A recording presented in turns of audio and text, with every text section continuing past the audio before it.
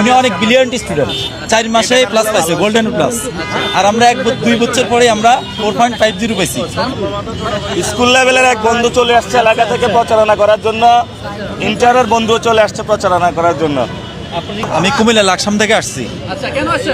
আমি আসছি নাসির ভাইয়ের প্রচারণার জন্য। আসলে আমরা দুইজনে ক্লাসমেট, ঠিক আছে।